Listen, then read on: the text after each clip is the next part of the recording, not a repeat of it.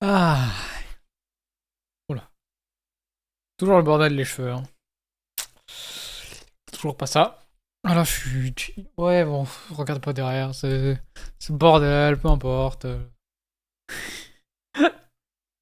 Bref, bon, on se retrouve ce soir, comme prévu, pour un live réact, n'est-ce pas? On va peut-être faire enfin, faire... Je vais faire le planning hors live, juste après ce live. Je le posterai, je pense, ce soir, parce que sinon je vais oublier demain. Mais par contre, je peux vous expliquer ce qu'il y a de prévu, par contre. Et ça, c'est pas mal. C'est pas mal du tout. Et voilà. Je vais dire un truc, mais non. Hop. Allez. Du coup. Merde, j'ai oublié de changer la catégorie. Je viens juste d'y penser. Vous avez rien vu. Oups. Bon. Du coup. Là, ce qu'il y a de prévu, c'est ça. Voilà. C'est un réact d'une petite vidéo. J'y pense, la lumière, elle est pas bonne. Attendez. Et j'y pense, il n'y a pas de musique non plus. Logique, il y avait du réact de prévu. Mais, attendez, je vous mets ça. Hop. Ouais, je reviens.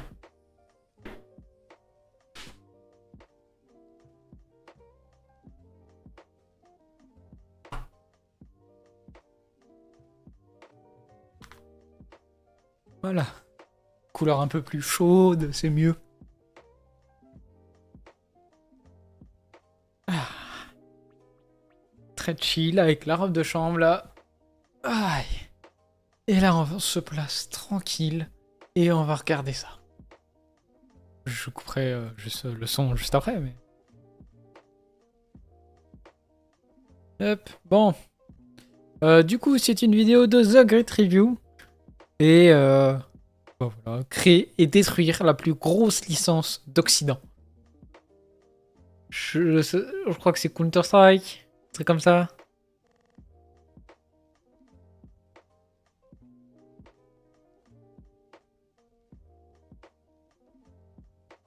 Oh, la vidéo est...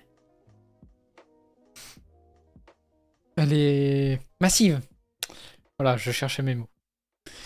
Bon. What the fuck? C'est pas les bonnes musiques. Vive le copyright. Je le sais.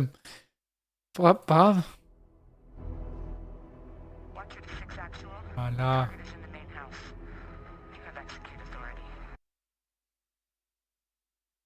Hop.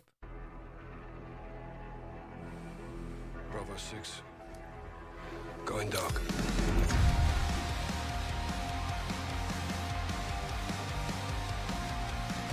Je sais pas du tout à quoi m'attendre.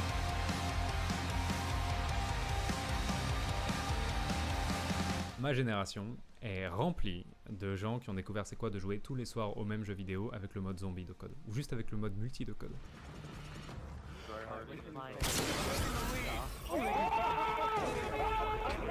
Elle est aussi remplie de gens qui ont découvert c'est quoi de suivre une star et un influenceur sur internet avec Ah, les Diablo 30 000 X9. youtubeurs qui ont émergé sur Call of Duty. Salut à tous et à toutes, c'est Diablo X9. Elle est aussi remplie de gens qui s'intéressent encore à l'e-sport aujourd'hui et qui bossent encore dans l'e-sport aujourd'hui, j'en connais pas mal, parce qu'ils ont commencé à suivre les stars et les équipes qui se sont créées sur Code. Et l'histoire de Code, qui est quand même la série qui va définir c'est quoi un FPS moderne, est passionnante. Et elle contient des entreprises qui pèsent des milliards et qui se mettent des coups de couteau dans le dos l'une à l'autre. Elle contient des petites équipes de développement que personne connaît et qui vont changer le monde. Et étonnamment, elle commence avec un petit groupe de développeurs anglais, perdus dans la campagne, qui sont en train de travailler pour Nintendo. Pourquoi est-ce Quoi? que Nintendo, au beau milieu des années 90, irait demander à un studio anglais et non pas japonais de lui faire un jeu ? C'est parce que ce studio anglais a fait un truc qu'ils avaient absolument pas le droit de faire. Ils ont reconstruit un dev kit. Un dev kit, c'est une machine dont tu as besoin pour développer des jeux sur une console. Ça fonctionne comme la console, sauf que ça se branche sur ton ordinateur et ça accepte de faire tourner des bouts de jeux qui sont pas finis. Donc le niveau que tu as passé la matinée à faire, tu peux l'envoyer sur le dev kit et voir comment il tournerait sur Wii par exemple.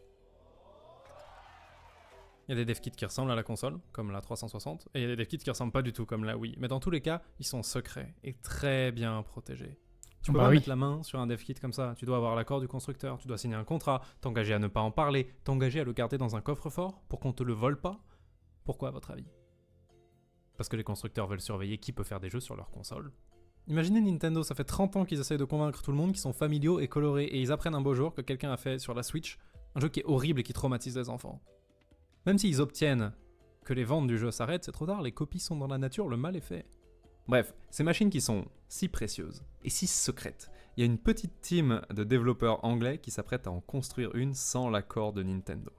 C'est Rare, dans leur adorable petit manoir dans la campagne anglaise qui servait de quartier général à leur studio à l'époque, ok. Ils ont fait le truc dans l'ordre le plus difficile. Évidemment, ils n'avaient pas de dev kit. Donc ils ont acheté la NES, qui était la console de Nintendo à l'époque, avec toutes les sécurités dessus, et ils l'ont démontée et étudiée jusqu'à la connaître suffisamment bien pour dire, ok, voilà comment marcherait un dev kit pour cette console. Et ils ont réussi. Et pour prouver que leur dev kit marchait, ils ont développé un jeu qui tournait sur NES. Et tout content d'eux, ils ont pris l'avion pour Kyoto et ils sont allés montrer ça à Nintendo. Et Nintendo a fait Oula. le petit pote. C'est 100% illégal ce que vous venez de faire. Mais en même temps, vous êtes trop fort. Donc venez travailler avec nous. C'est Et juste comme ça, incroyable. Rare est devenu l'un des tout premiers studios occidentaux. Mais c'est incroyable de faire ça. Ils ont fait un truc totalement illégal. Ils sont venus, ils ont porté leur vol, ils ont dit voilà, on a fait ça, on a réussi à faire ça. Avec la console de base. C'est incroyable.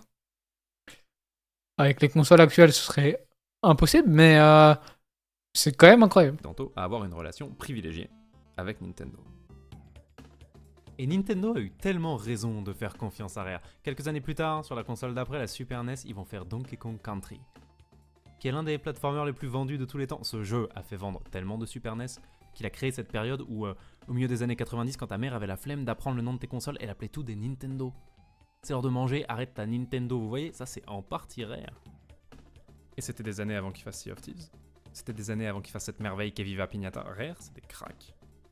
Pas trop longtemps après c'est eux Donkey Kong qu'on fait Country, Sea of Nintendo veut Thieves. encore passer à la console suivante. Ils font la Nintendo 64. Et son truc à elle, c'est qu'elle fait de la 3D. Donc vraiment, on est sur le point de passer de Zelda comme ça à Zelda comme ça. Rare, ils aimeraient bien faire un jeu sur cette nouvelle console. Et Nintendo vient d'obtenir les droits du dernier James Bond, GoldenEye. Et comme ils viennent de montrer qu'ils sont trop forts en jeu de plateforme, Rare, le plan de base entre Nintendo et les boss de Rare, c'est vous allez nous faire un jeu de plateforme James Bond. Sauf que là, il y a un jeune employé de Rare qui s'appelle Martin Hollis qui débarque en disant les amis, c'est plus les années 80. C'est la première fois qu'on peut travailler sur une console qui fait de la 3D. On a une série prestigieuse comme James Bond, vous voulez faire un jeu de plateforme, c'est hors de question. Puis surtout, je sais pas si vous avez suivi l'actualité du jeu vidéo ces dernières années, mais un an avant qu'on sorte Donkey Kong Country, il y a un studio qui s'appelle id Software qui a sorti Doom. Et ce nouveau style là où tu vois la première personne et tu peux tirer sur des gens, tout le monde veut ça. Tout le monde s'arrache ça. C'est ça qu'on doit faire. Si vous voulez savoir comment id Software a convaincu le monde que en fait, le FPS ça pouvait être un genre majeur du jeu vidéo, j'ai fait une vidéo qui sert de préquel à cette vidéo sur la chaîne de MGG. Les patrons chez Rare sont du genre à laisser expérimenter et Nintendo, ils sont à 10 000 km de la campagne du Gloucestershire et ils en ont pas grand chose à carrer de James Bond. Et donc, Martin et son équipe obtiennent l'autorisation. Et donc, un petit groupe, composé que de débutants qui n'ont jamais fait de jeu avant chez Rare, commence à développer ce qui va être le premier grand FPS console.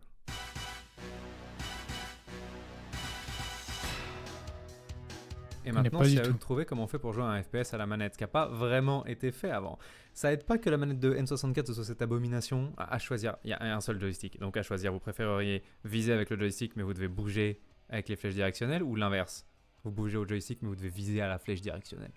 Parce qu'il va falloir faire un de ces deux choix si vous voulez jouer à GoldenEye. Les devs de Rare ont compris sitôt qu'il fallait en fait avoir deux joysticks sur la même manette pour jouer confortablement à un FPS sur console, qu'ils ont créé la config double manette où tu peux brancher deux manettes de N64 et utiliser les deux joysticks en même temps. Ça marche, hein, t'as juste l'air extrêmement bête. C'est incroyable. Même s'ils avaient eu une bonne manette avec deux joysticks, il restait un énorme problème qui est que tu peux pas faire au joystick ce que tu peux faire à la souris. Okay, Doom et Quake, les jeux d'id Software, c'est des jeux qui vont à 1000 à l'heure. Il faut pouvoir regarder en haut, derrière, en bas en une fraction de seconde. Il faut pouvoir regarder à ses pieds, tirer, faire une explosion, se propulser, aller chercher un objet. Il faut pouvoir faire un flic, se retourner. C'est absolument injouable à la manette. Il n'y a pas cette nervosité sur un joystick. Ils ne concurrenceront jamais id Software en nervosité. Alors qu'est-ce qu'ils font ? D'abord, ils rendent les balles plus brillantes. C'est vrai, vous voyez ces posters ? les balles brillent parce qu'on veut que vous voyez vraiment qui se fait tirer dessus, alors que dans la vraie vie, les balles, ça ne brille pas. Hein. Dans le jeu, c'est pareil. On voit vraiment quand on se fait tirer dessus. On voit quand on tire sur les gens. C'est tout bête, mais rend les balles brillantes et ça donne un côté fusillade de fou. C'est la même technique qu'au cinéma. Et on entend les balles ricocher contre les murs quand elles frappent du métal, ce qui est un niveau d'attention aux détails qu'on n'avait jamais vu avant, parce qu'ils ont passé 1 an sur ces bruits. Il y a entre 7 et 9 sons qui se superposent à chaque fois qu'une arme tire, et vous, ça vous fait vous dire « Non, mais ça fait extrêmement vrai !» Et les ennemis font des grands bonds exagérés en arrière, très cinématiques quand ils prennent une balle. Et les missions vous demande pas juste de tirer des gens, on vous envoie avec une raison, il faut saboter un truc, il faut voler un document. Et les niveaux sont pas juste des couloirs marrons, c'est des endroits que vous avez vus dans les films. Et on vous fait faire des trucs que James Bond ferait, percer un mur avec une montre laser, conduire un tank, vous commencez à voir ce qu'ils essayent de faire. Ils jouent pas principalement sur la nervosité, ils jouent principalement sur l'immersion. Et franchement, quand on t'envoie sur une frégate pour libérer des otages et que tu cours dans les cursives avec la musique du film qui joue à fond, ce n'est vraiment pas gênant de pas avoir la nervosité d'une souris.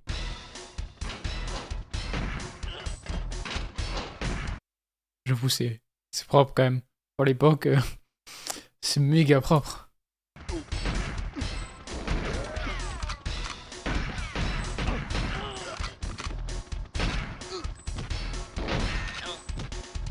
Et ça marche extrêmement bien, et GoldenEye se vend par millions, et après avoir fait le 3e jeu le mieux vendu de l'histoire de la Super Nintendo, Rare fait le 3e jeu le mieux vendu de l'histoire de la... On va faire un FPS.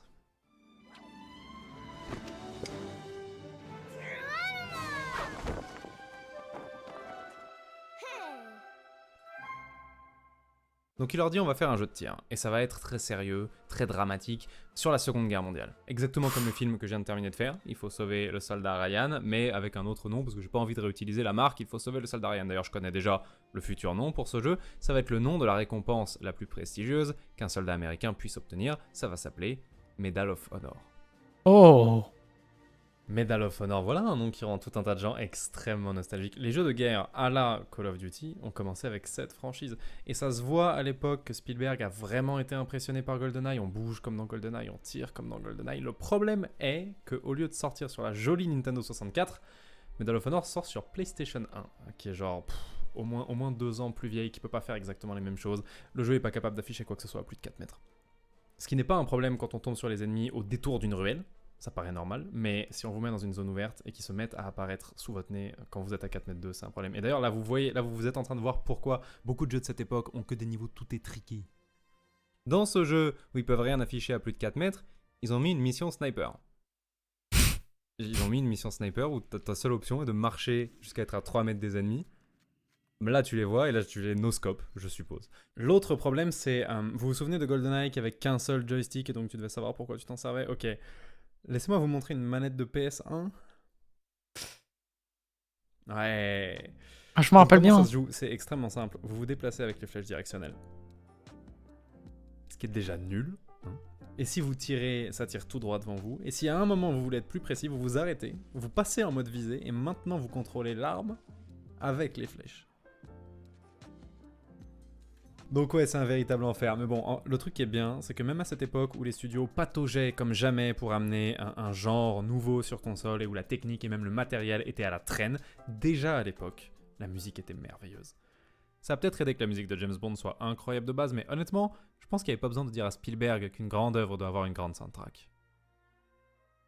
Et cette fois, c'est pas l'électro-funky jazz à la James Bond. Non, ils veulent donner l'impression que c'est un grand film de guerre, donc ils font une grande soundtrack de film hollywoodien, très John Williams en fait.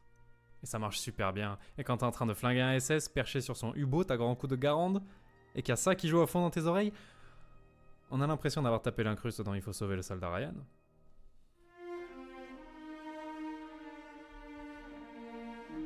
Perso, je trouve que ça colle pas du tout au jeu. Mais c'est mon avis. Genre, c'est trop chill comme musique. Comparé au gameplay.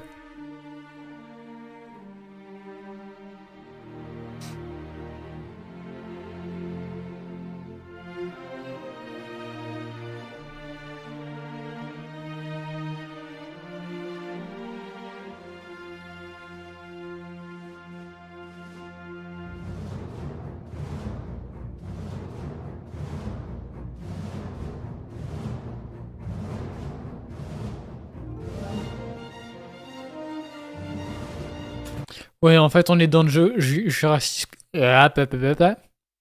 la Bubby Bobu, hein. Là, j'ai la musique, j'ai l'impression qu'on est dans Jurassic Park. J'ai du mal à le dire. Jurassic Park. Pff, merde. Mais voilà, ça me fait penser à ça, la musique.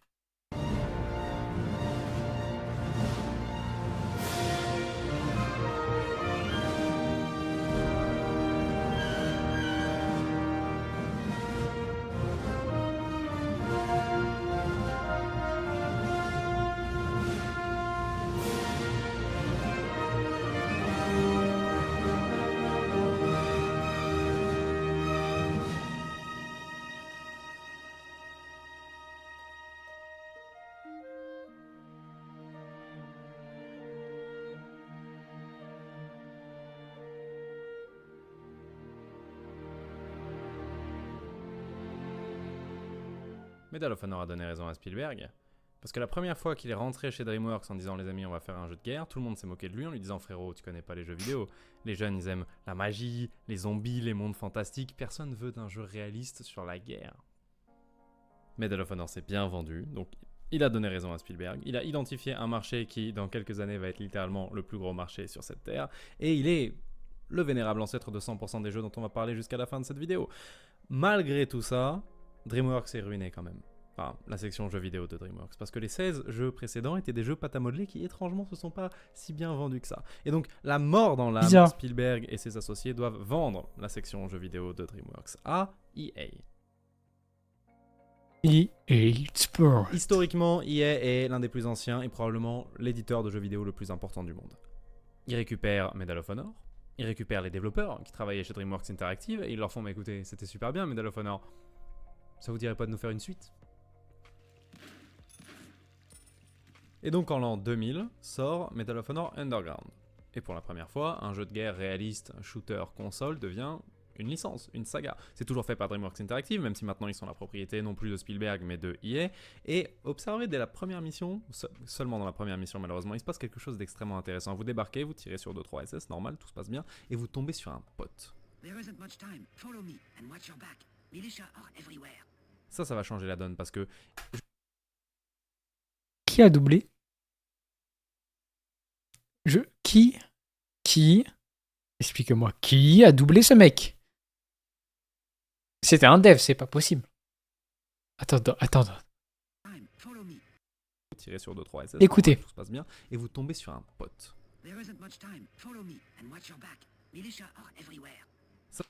Militia of everywhere. Je double mieux en anglais que lui. À un moment donné, il faut faire un effort. Il n'y a aucun effort. C'est vraiment un dev.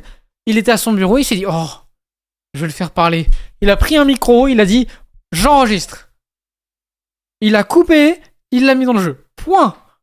Rien d'autre. C'est limite si on n'allait pas entendre les bouts de clavier derrière. C'est une dinguerie.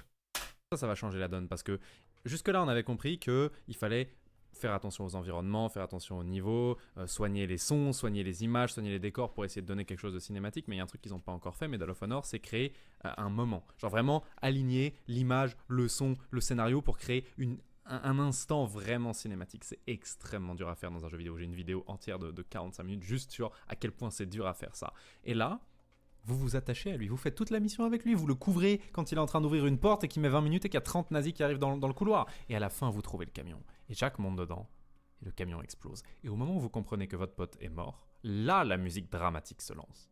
À cet instant, c'est sûr que les développeurs de DreamWorks Interactive, ils ont compris c'est quoi leur job. Dans une campagne, leur job, c'est de créer des instants dont les joueurs vont se souvenir.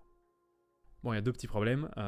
D'abord, ils vont plus jamais le faire jusqu'à la fin du jeu. Ils s'étaient vraiment déterrés que pour la première mission. Et deuxièmement, ils s'y sont pris beaucoup trop tard pour leur moment dramatique. C'est-à-dire que la fin du niveau est 2 mètres plus loin. Donc la musique dramatique se lance. Vous avancez de 2 mètres et c'est fini.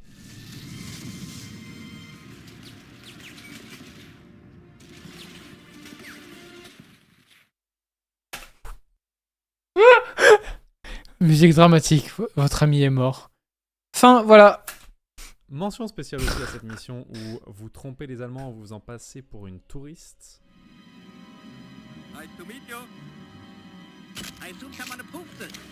Vous savez comment ça s'appelle ça?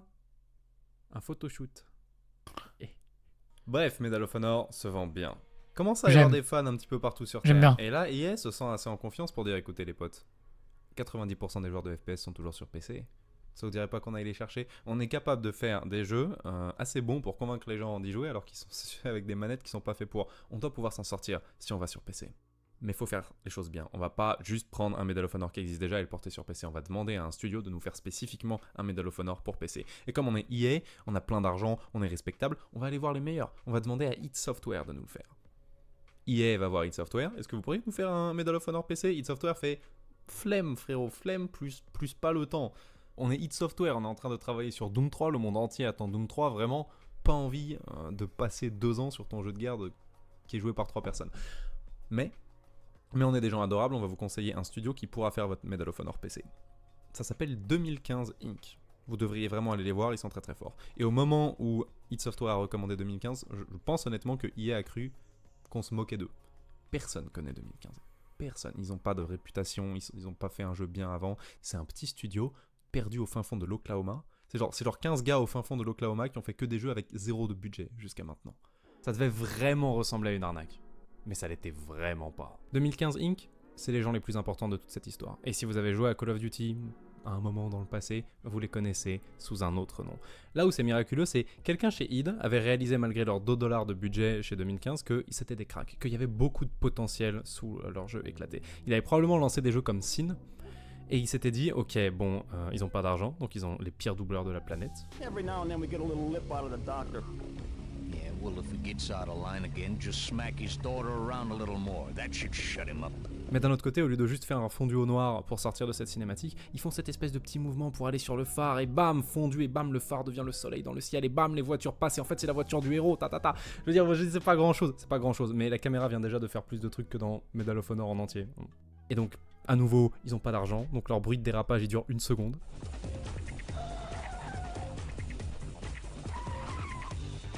Mais ils ont tout un tas de petites astuces rigolotes, genre ça coûte pas cher de couper les lumières dans un niveau et de te mettre une arbalète luminescente entre les mains, ça fait des trucs jolis. Ils ont tous ces petits trucs qui ont fait se dire à quelqu'un chez id, ok, ils ont pas une thune, mais ils ont le sens du spectacle.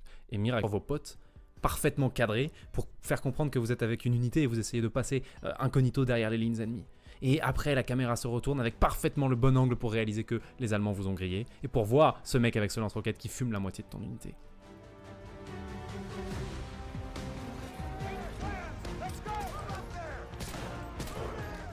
Il y a tellement de choses dans cette campagne de Allied Assault qui vont devenir genre des classiques du FPS grand spectacle. La mission en véhicule, la mission en sniper avec un pote à la radio qui te dit ok on tire dans 1, 2, 3, la mission d'infiltration de nuit avec des armes silencieuses genre. Et puis il y a les variétés de décors, on passe du désert à la neige sans arrêt, et puis il y a le fait d'être toujours avec une escouade. Ça ne fait pas vrai d'être tout seul contre 12 000 Allemands, et donc pour la première fois, il y a toujours une escouade. C'est aussi à ça que sert le premier angle au début de la toute première mission. Il y a des gens autour de toi. Tu Aussi, n'es la pas quantité de seul. référence à Il faut sauver le soldat Ryan qu'il y a dans cette campagne, c'est qui attendait d'avoir leur chance et qui aimerait bien récupérer une équipe extrêmement forte. Et donc Activision, principal rival d'EA à ce moment-là, dirigé par Bobby Kotick, figure sulfureuse dont on va parler beaucoup dans cette vidéo, surgit des ombres en disant « Bah alors, 2015, vous êtes au chômage ? Vous vous êtes fait complètement abandonner ? Est-ce que ça vous dirait pas, vous quittez 2015 ? Genre, tous les développeurs talentueux qui viennent de faire ce Medal of Honor, vous quittez 2015, de toute façon votre patron il sert à rien. Vous venez dans un studio que je vais fonder avec vous. Moi Activision, moi Bobby Kotick, et vous, on va faire un studio ensemble et on va faire un jeu qui va faire regretter à EA de vous avoir abandonné. Ce studio, cofondé avec Activision et qui va devenir la nouvelle maison des gens de chez 2015, s'appelle Infinity Ward. Et le jeu sur lequel ils se mettent à Un travailler petit studio. avait tellement pour but de détrôner Medal of Honor que pendant au moins la moitié de son développement, son nom de code c'était Medal of Honor Killer. Jusqu'à ce qu'il trouve son nom définitif. Que vous connaissez probablement. Counter. Strike.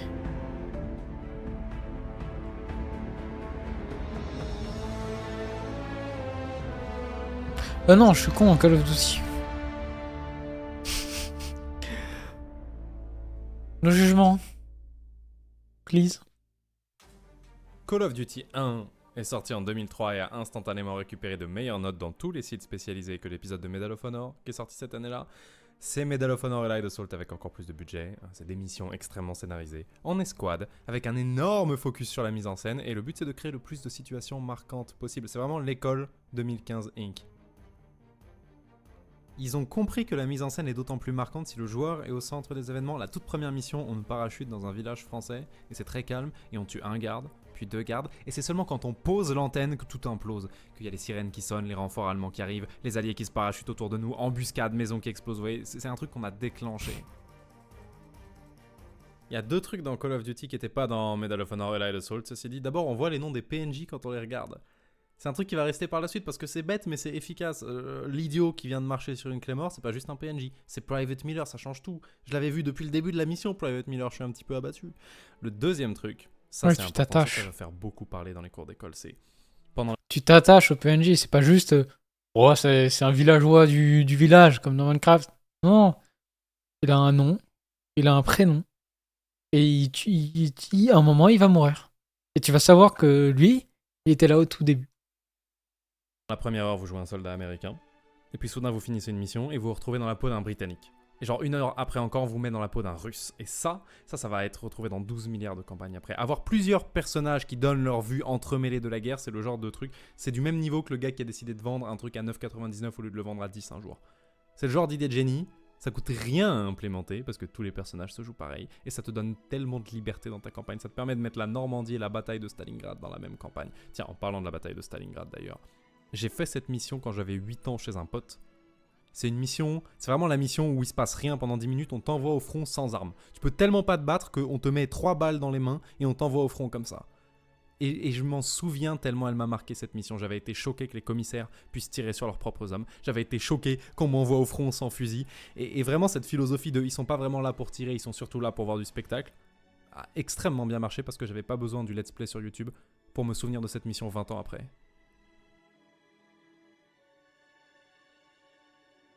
Par opposition, le Medal of Honor qui sort cette année-là, Medal of Honor Rising Sun, et comment dire, les jeux sont relativement semblables, mais il est moins impressionnant sur tous les points. Les missions sont moins spectaculaires et on est beaucoup plus souvent seul, il n'y a pas le côté escouade, il y a moins de PNJ en même temps, il y a moins de cinéma.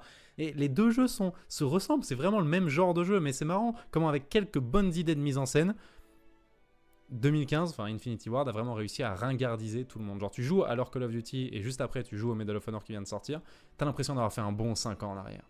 Sur des trucs aussi bêtes qu'il n'y a pas Private Miller qui te crie dessus, genre. Ouais. Tout ça est possible parce que 2015 ils sont brillants, tout ça est possible aussi parce qu'il y a Bobby Kotick qui est en train d'envoyer argent infini. Bobby Kotick qui a d'ailleurs loué les 3/4 des panneaux publicitaires des États-Unis, il travaille vraiment. Pourquoi est-ce qu'il est aussi généreux avec le projet ? C'est parce qu'il est sur le point de devenir le propriétaire du projet, l'ami Bobby. Le deal qu'il avait avec Infinity Ward, c'est ok, à la base, quand on fonde le studio, Activision est d'office propriétaire de 30% d'Infinity Ward. Mais il y a une option dans le contrat qui dit que si j'en ai envie, c'est-à-dire si la licence Call of Duty marche bien, j'ai le droit d'acheter les 70% qui restent à un prix qu'on a déjà déterminé à l'avance. Vous ne pourrez pas demander plus après. Et c'est 5 millions de dollars, ok ? Donc vraiment, c'est un deal genre, ok, je vais rincer votre copie de Medal of Honor, mais si ça marche, je rachète tout. Et personne ne peut m'en empêcher. Le lendemain de la sortie de Call of Duty, il faut reconnaître à Bobby Kotick qu'il a vraiment le nez pour ça, le sens des affaires. Il n'a pas besoin d'attendre les chiffres de vente, il n'a pas besoin d'attendre les résultats des tests. Le lendemain de la sortie du jeu, il sait que le produit est bon, il fait jouer son option, il achète l'intégralité d'Infinity Ward. Pour 5 millions de dollars. Vous vous rendez compte pour 5 millions de dollars ? Quasiment à la même époque, Activision, donc toujours Bobby Kotick, a essayé d'acheter id Software pour 105 millions de dollars. Et id Software a refusé. Mais donc ils ont failli avoir les gens qui ont fait Doom pour 105 millions, et ils ont eu les gens qui font Call of Duty pour 5 millions. Ok, on a mis 30 minutes à arriver ici, mais maintenant tous nos acteurs ils sont à peu près en place. On a Bobby Kotick, Activision, Call of Duty, très très bien. On va pas passer le restant de la vidéo à faire un résumé de chaque épisode de Call of Duty, Black Ops 2, Black Ops 3, flemme, pas envie. Ce dont on va parler maintenant, c'est comment tous les acteurs de notre petite vidéo ont collectivement pété un plomb quand ils ont réalisé qu'ils avaient la licence la plus rentable du monde entre les mains. Et ça a évidemment commencé avec une magouille de Bobby Kotick. Et donc c'est, je pense, le bon moment de vous raconter l'histoire de Spark Bobby. Unlimited. Spark est un studio que Bobby Ça fonde me dit rien. également et à qui il confie aussi Call of Duty. Spark, ça me dit un Parce que truc, mais même Spark si à l'extérieur, ils Unlimited. prétendaient avoir une entière confiance en Infinity Ward, en vrai, à l'intérieur, ils se disaient si jamais leur Call of Duty 1 il flop, je limite mes risques en confiant la série à un deuxième studio. Et peut-être que ce deuxième studio fera un hit. Bien sûr, il n'est pas suffisamment bête pour les faire s'affronter sur la même licence, sur la même plateforme, donc Infinity Ward fait Call of Duty sur PC, et Spark fait Call of Duty sur console. D'ailleurs, EA a eu exactement la même idée, ils avaient peur que Medal of Honor perde en engouement, sauf que eux, au lieu de donner Medal of Honor aussi à un autre studio, ils ont carrément créé une autre série de guerre pour concurrencer chez eux Medal of Honor. Et c'est comme ça que Battlefield est né. Ah, voilà. Bref, Bobby Kotick a formé Spark Unlimited en volant des employés à EA, en volant des gens qui travaillaient sur Medal of Honor. Le truc c'est qu'il avait le droit de récupérer 2015 parce que 2015 il s'était fait abandonner, mais il avait archi pas le droit de débaucher la moitié des développeurs de Medal of Honor pour faire Spark. Donc il s'est pris un procès et il a perdu et il a dû payer 800 000 $. Donc l'aventure Call of Duty sur console commence avec un procès d'EA et une dette de 800 000 $. Pour l'instant, c'est la faute de Bobby Kotick, mais ça va rapidement devenir la faute de Spark.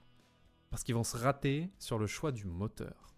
Le moteur c'est trop important, c'est le logiciel sur lequel on fait le jeu. Vous l'ouvrez et vous commencez à disposer les arbres, les bâtiments, le terrain, vous donnez forme à votre jeu. Tout le monde doit choisir un moteur quand il fait un jeu. Parce que l'alternative, c'est coder les principes de base de la physique de zéro. Si vous voulez faire un dessin sur ordinateur, est-ce que vous préférez lancer un logiciel comme Photoshop ou est-ce que vous préférez passer 4 ans à développer de zéro un logiciel qui comprend c'est quoi un pinceau, genre ou de la couleur?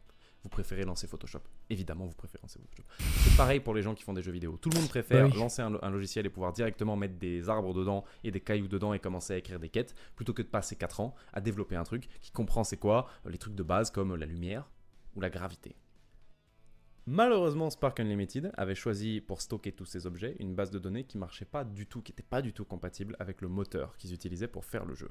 Et donc ce qui se passait, c'est qu'à chaque fois qu'ils voulaient rajouter un asset dans le jeu, à chaque fois qu'ils voulaient rajouter un objet, genre une pierre, l'ordi bloquait et chargeait pendant une semaine. Il fallait garder l'ordinateur allumé une semaine pour qu'il accepte d'importer l'objet. Donc un arbre, paf, une semaine. Un buisson, une semaine. Et c'était impossible de travailler dans ces conditions, impossible.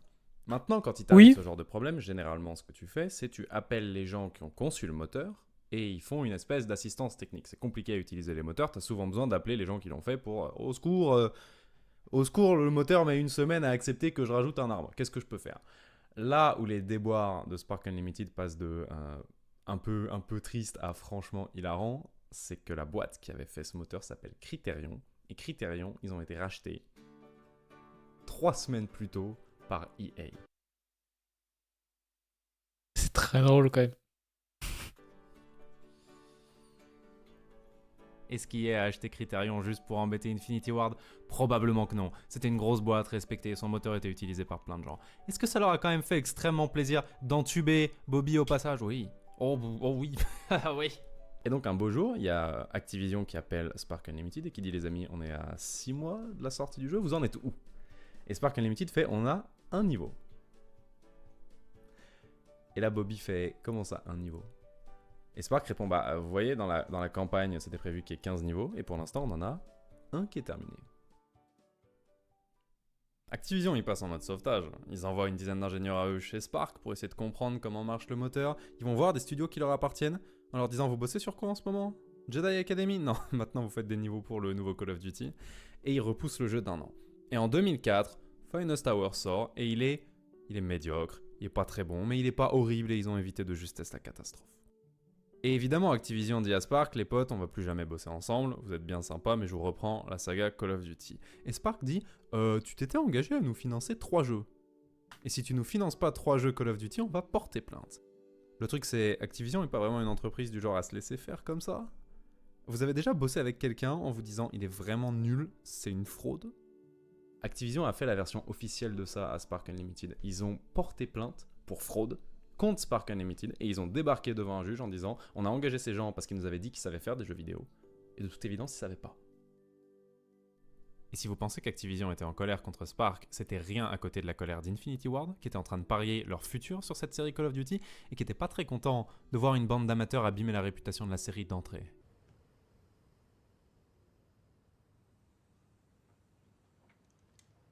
Wow, no.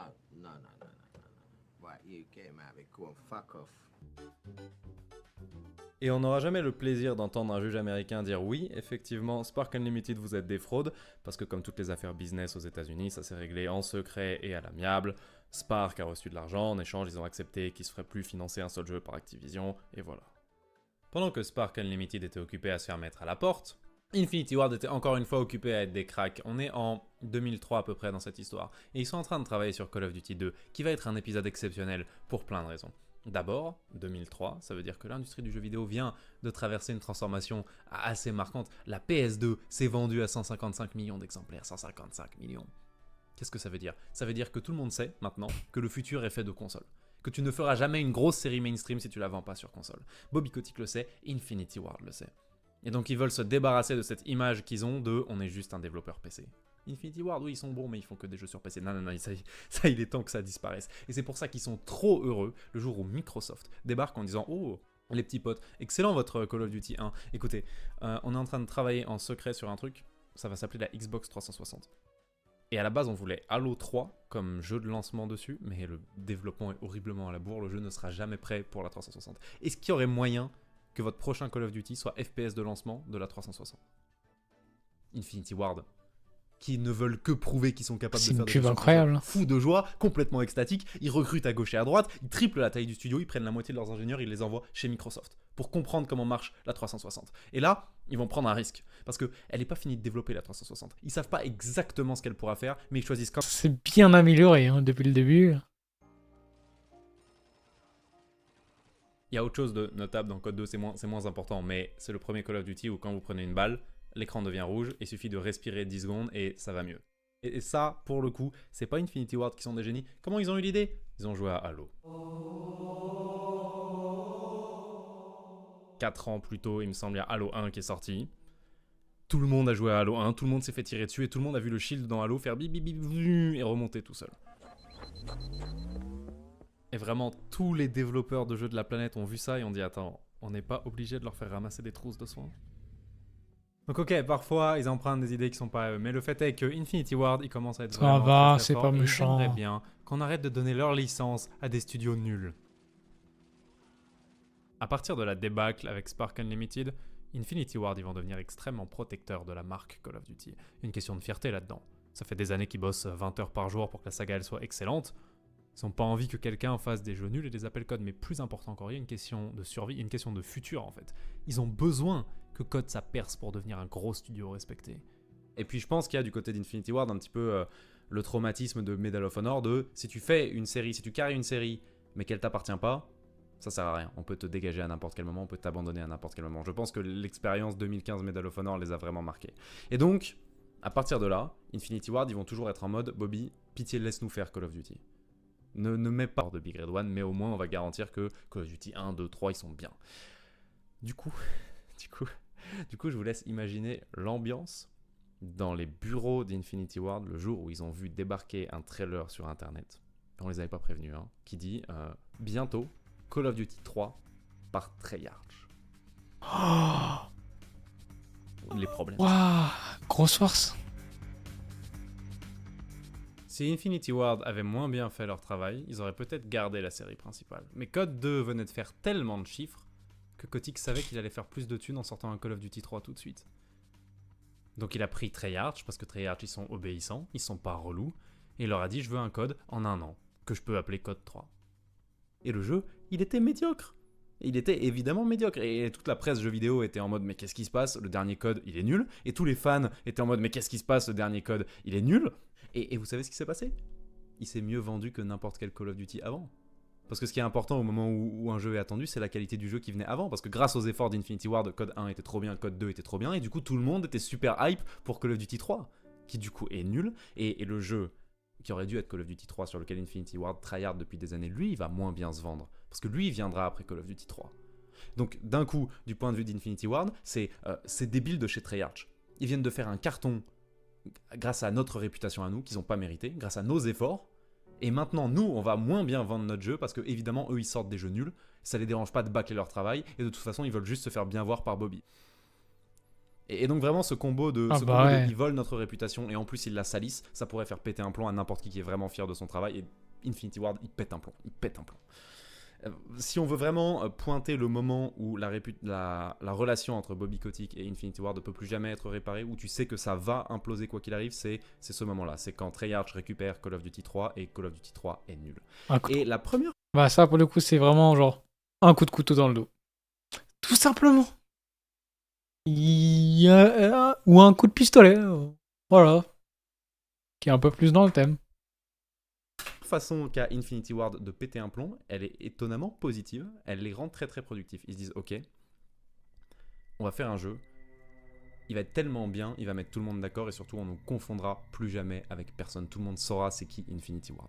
Le prochain jeu, on va tout renverser, on s'en fout des règles. Ça va être un mélange entre Mission Impossible, un roman de Tom Clancy et un épisode de James Bond. On va leur montrer des armes qu'ils n'ont jamais vues parce qu'elles sont modernes, des véhicules qu'ils n'ont jamais vus, des endroits qu'ils n'ont jamais vus parce qu'on ne les voit pas dans la Seconde Guerre mondiale. On va leur raconter des conflits qui ne sont jamais.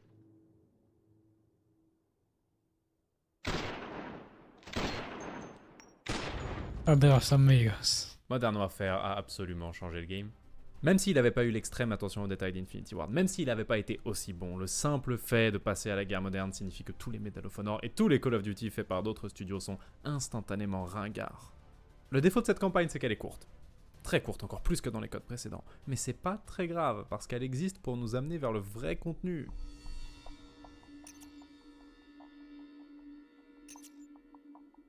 Et là, c'est le moment où on commence à parler du multijoueur, qui est un sujet que j'ai allègrement ignoré depuis le début de cette vidéo, qui est trop important, mais la raison pour laquelle je l'ai allègrement ignoré, c'est jusqu'à maintenant, c'était pas la priorité dans la tête des gens qui faisaient ces FPS. Même GoldenEye, ok. GoldenEye, la raison pour laquelle il est légendaire dans l'esprit de la moitié des Américains qui ont plus de 40 ans, c'est pas seulement parce que la campagne était bien, c'est parce qu'ils ont passé des après-midi entiers avec leurs cousins ou leurs frères, en écran scindé, à jouer au multijoueur de GoldenEye pour savoir qui tirait le mieux. Mais j'en ai pas parlé jusque-là. Parce que je voulais qu'on se mette dans la tête des gens qui faisaient ces FPS, les Spielberg, les 2015, etc. Et pendant longtemps, dans leur tête, le multi, c'était pas la prio. Même les gens qui ont fait GoldenEye, alors que le jeu est légendaire pour son multijoueur, ils ont dit en interview qu'ils avaient mis le multijoueur à la dernière seconde. Pourquoi c'était pas la prio? Parce qu'Internet était catastrophique. Déjà sur console, il y en avait À pas. l'époque, ouais. Tu pouvais savoir si t'étais meilleur que ton frère, ton cousin ou les gens de ta classe, mais c'est à peu près tout. Puis même sur PC, la connexion était horrible. Tu voulais jouer dans de bonnes conditions sur PC, tu prenais ton meilleur écran cathodique de 35 kg et t'allais faire des LAN chez tes potes. Mais personne voulait faire ça, seuls les pires nerds faisaient ça.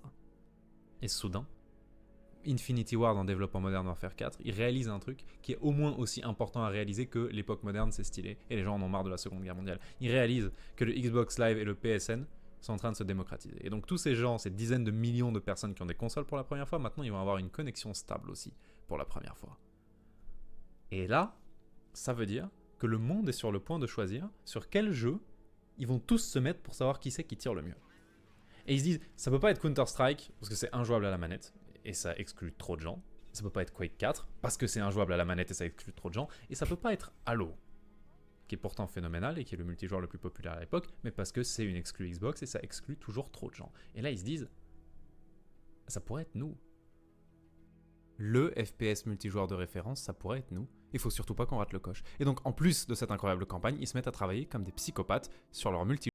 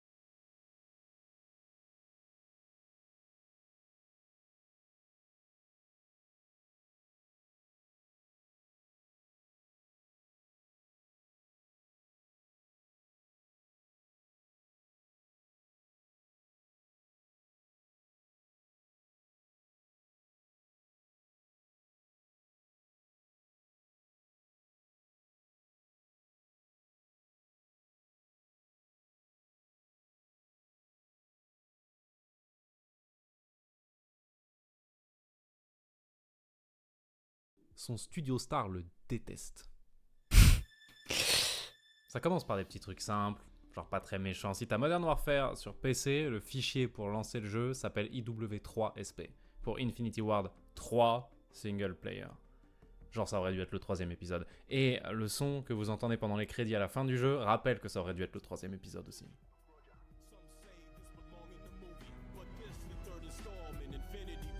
C'est un peu immature, mais c'est encore bon enfant. Tu vois ça, tu te dis, ok, ils ont le seum de pas avoir eu Code 3. Ça va leur passer. Non, ça va pas leur passer. Parce que leur problème, c'est pas de pas avoir eu l'épisode 3. Leur problème, c'est que l'épisode Call of Duty 3 leur a montré que Bobby leur laissera jamais Call of Duty.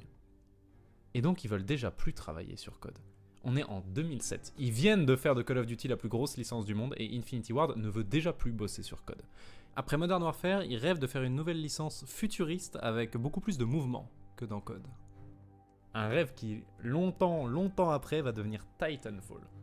Mais à ce moment-là, en 2007, ils savent pertinemment que jamais Bobby va financer leur jeu du futur alors qu'ils viennent de vendre 15 millions de copies. Ils échapperont pas à Code. Donc ils font le deuxième meilleur truc qu'ils peuvent faire.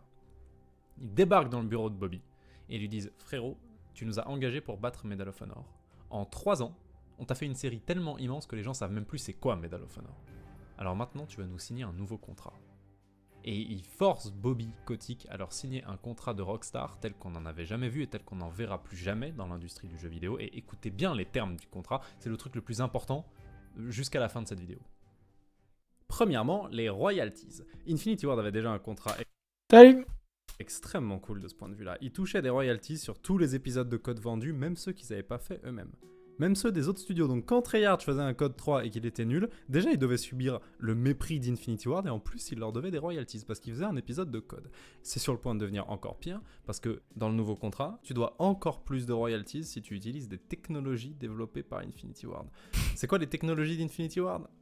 Vous vous souvenez quand j'ai parlé des moteurs ?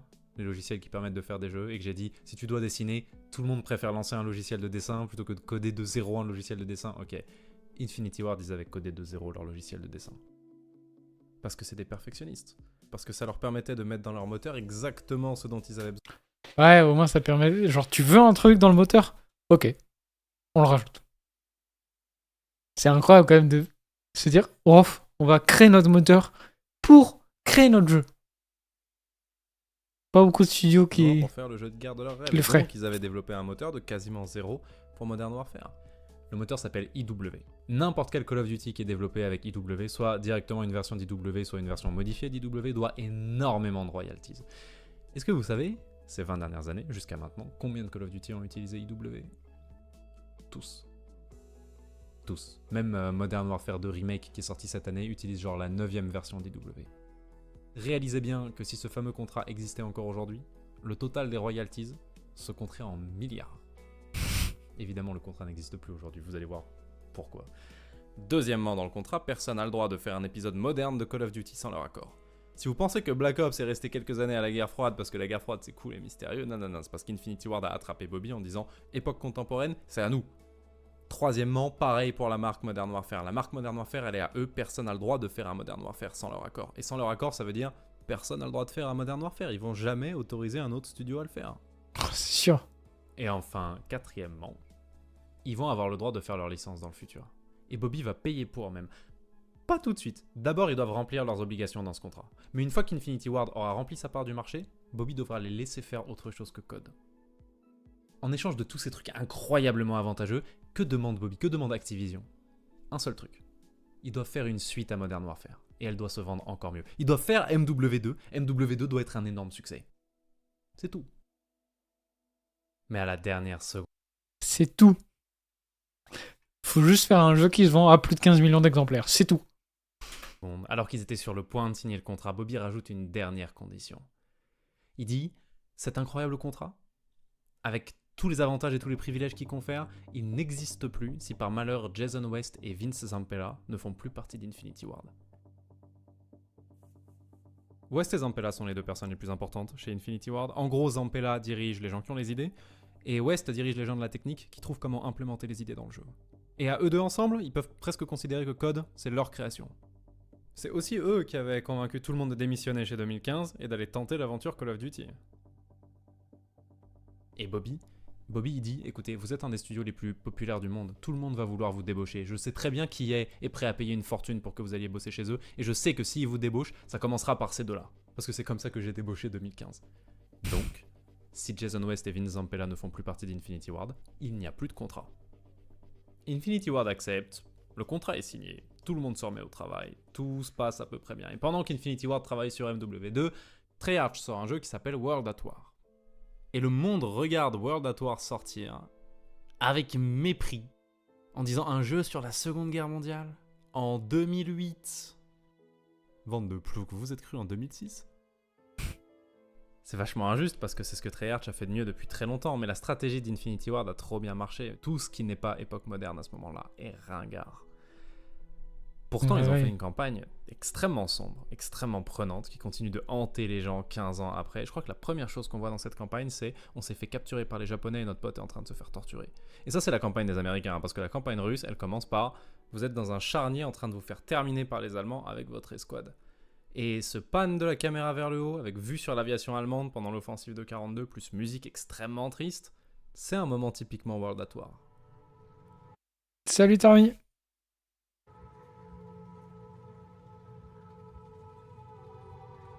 Ça va tranquille. Ouais, un peu à fond, la vidéo est incroyable. C'est tellement bien expliqué. Déroulé du tout début jusqu'à voilà, World at War, mais... T'es de retour, c'est cool.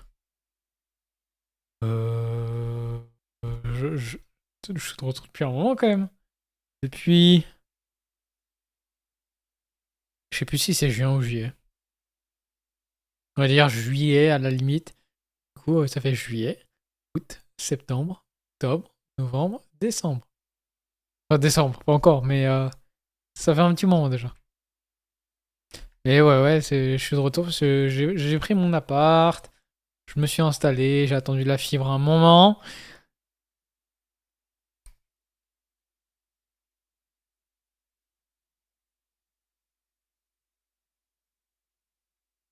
Ouais, bah depuis juillet à peu près. Enfin, pas actif sur Minecraft pour le coup, mais je suis actif.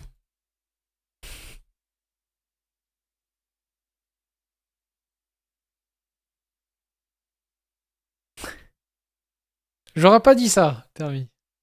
J'aurais pas dit ça comme ça. Oh, terminé, pas tant que ça, hein. Pas tant que ça, la preuve, j'ai fait un Top Gun... Merde, c'était quand le Top Gun qu'on avait fait? Le 23. Il y a 3 jours. On a fait un Top Gun. Qui était claqué au sol, hein. On est sorti de cave, je suis mort en 5 secondes. Mais voilà, je joue un peu. Mais bien moins. Après, Minecraft en général, les UHC, oui, je joue beaucoup moins qu'avant. Mais Minecraft en général, je joue quand même. Parce que il y a je vais dire la semaine prochaine, mais la semaine qui arrive, il y a un truc de prévu. Et bon, pas grand monde qui a les hype pour ça, mais voilà. Tout le monde a accès au salon, donc tu sais de quoi je parle, t'as vu. Bref. On va continuer cette histoire magnifique.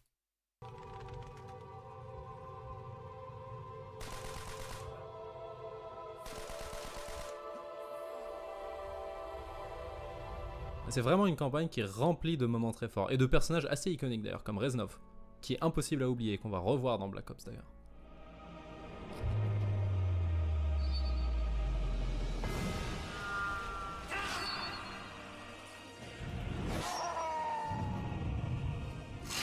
C'est ciao.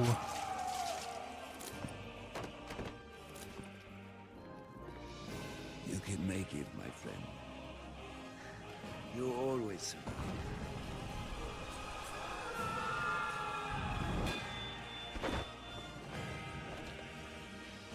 J'ai cru qu'on allait le voir. Mieux dans World at War, c'est qu'une fois que cette campagne-là est terminée, les soldats américains ils doivent rentrer chez eux, ils montent dans l'avion, et l'avion se crache.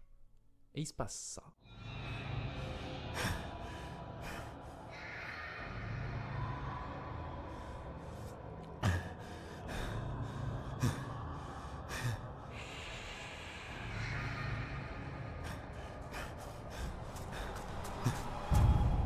ce mode où vous êtes dans une pièce et il y a des zombies qui viennent vous faire la peau et il n'y a rien d'autre à faire que de survivre, devait même pas être dans le jeu à la base.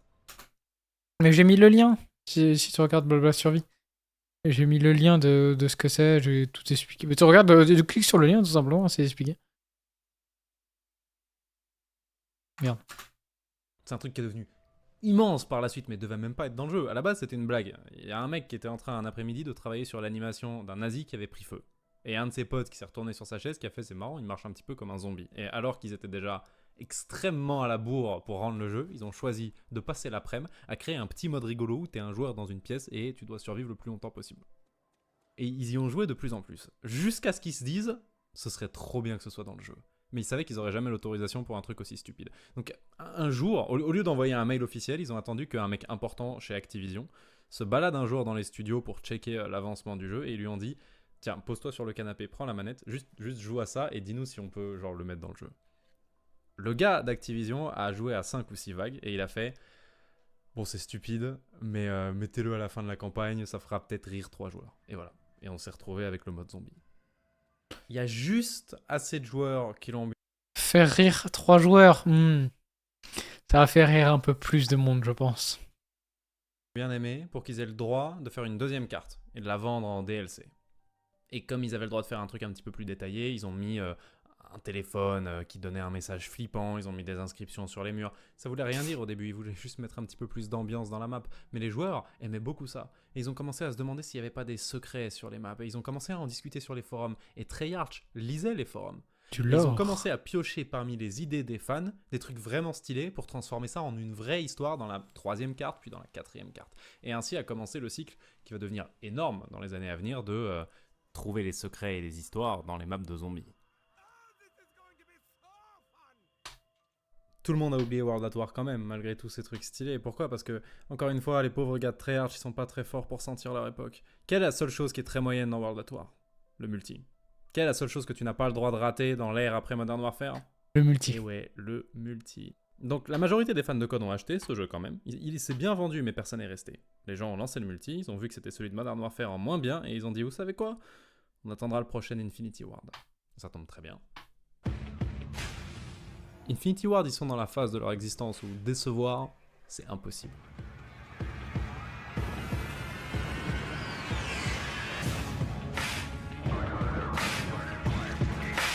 Ils sont trop forts. Tout le monde sait bien qu'ils sont trop forts. Eux-mêmes, ils savent qu'ils sont trop forts. Il y a Eminem qui chante sur le trailer, il se refuse plus rien. Et voilà que ça se course dans les favelas, et voilà que ça fait des courses en motoneige, voilà que ça s'enfuit d'un goulag en hélicoptère. C'est la campagne où tu reprends le bureau ovale aux Russes, puis t'entends un message qui dit que l'aviation va aplatir la zone, et tu cours sur le toit de la Maison Blanche avec la musique de Hans Zimmer à fond dans les oreilles, pour activer les fumigènes verts et empêcher le bombardement. Et à ce moment-là, tu réalises quoi ? Qu'il y a des fumigènes verts partout autour de toi, parce que partout, il y a encore des Américains qui sont en train de se battre.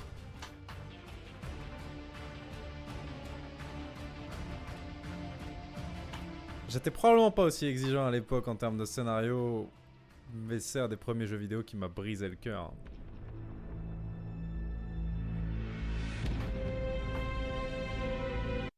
C'est The Great Review. J'ai réac à pas mal de ces vidéos. Elles sont incroyables.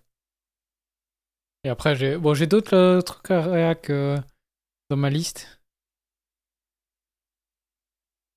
Attends. J'ai dans ma liste que je vais réact. Je sais sûrement la semaine prochaine. Une vidéo de Combo, Polyhearts, Ego et IQ. Des gens qui font des vidéos dans ce style, etc. Explicatives et. Je vais dire descriptives, mais explicatives, c'est très bien. Et qui sont super bien faites, je trouve. Et il y a des youtubeurs qui ont beaucoup moins d'abonnés que d'autres. Voilà, si j'ouvre leur chaîne à tous. Combo, il a 400 000 abonnés. Alors soit. Polyhearts, 40 000. 35 300. Mais ces vidéos sont quand même incroyables. Ego, bon, voilà, 560 000. Et IQ, 70 000. Donc, je suis allé à la limite, je t'ai posé une question en rapport Attends, je check.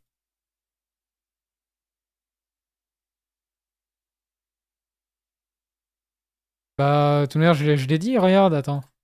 Regarde ce message.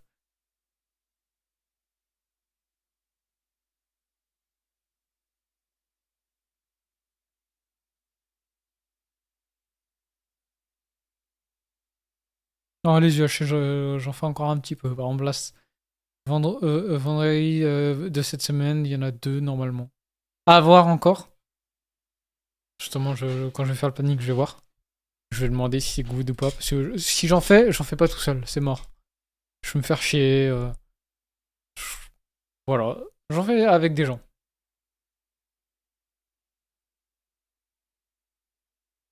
Oui, non, mais j'ai bien compris avec ce que t'as dit au-dessus. J'ai bien compris que tu ne pouvais plus, mon cher. Hop.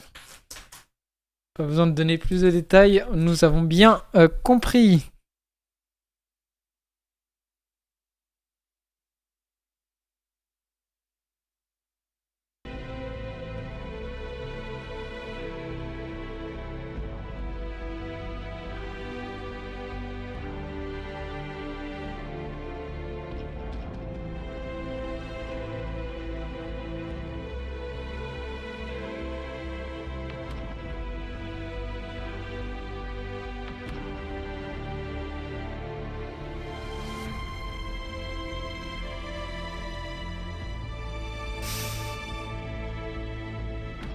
Soldat.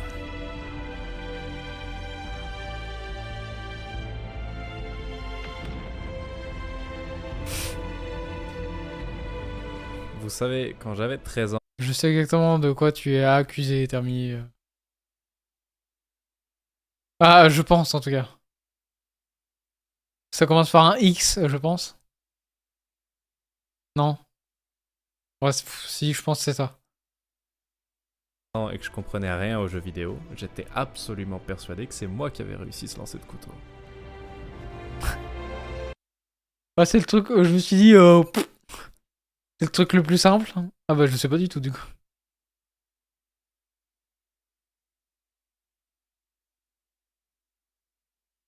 On envoie Discord au pire. Hein. Je préfère en parler sur Discord.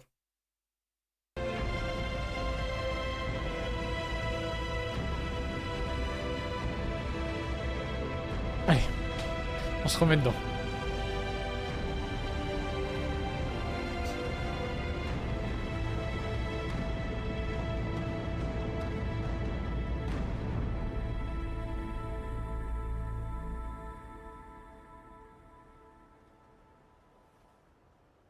Et une fois de plus, quand tout le monde est sorti de cette campagne, ils ont réalisé que c'était pas l'élément le plus important du jeu. Le plus important, c'est qu'Infinity Ward a complètement embrassé l'époque du multijoueur. Pour la première fois de leur histoire, une partie du studio a travaillé que sur le multijoueur du début à la fin du développement. Et ça se voit. Les cartes sont encore plus belles que les environnements de la campagne, et tous les objets ont une physique. Et genre, cette brique que vous avez délogée du mur avec une grenade, vous pouvez tirer dedans, et elle bouge. Et quand vous ratez misérablement votre duel et que vous rafalez la voiture, elle explose. 150 fois plus de contenu que dans MW1.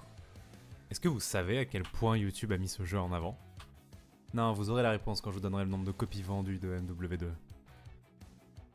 Et personne avait demandé à Infinity Ward de faire un jeu qui était aussi parfaitement bien pensé pour YouTube dès 2009. Mais d'un autre côté, personne leur avait demandé de passer la Seconde Guerre mondiale non plus.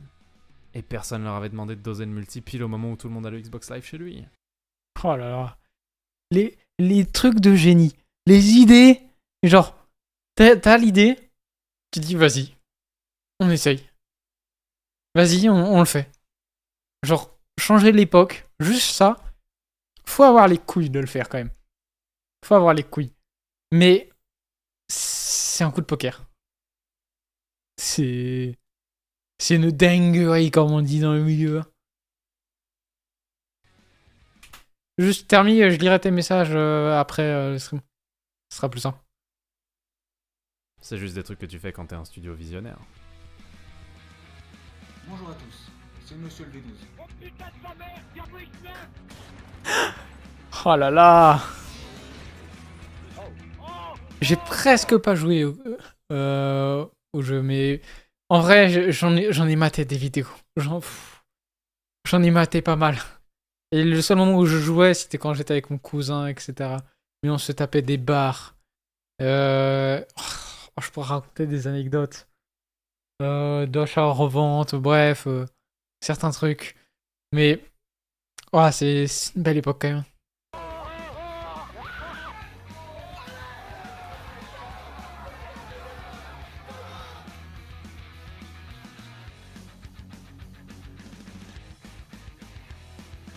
Ce jeu qui faisait tout mieux que son prédécesseur est sorti au moment où le monde entier surveillait Infinity Ward pour voir s'ils allaient répliquer l'exploit de Modern Warfare.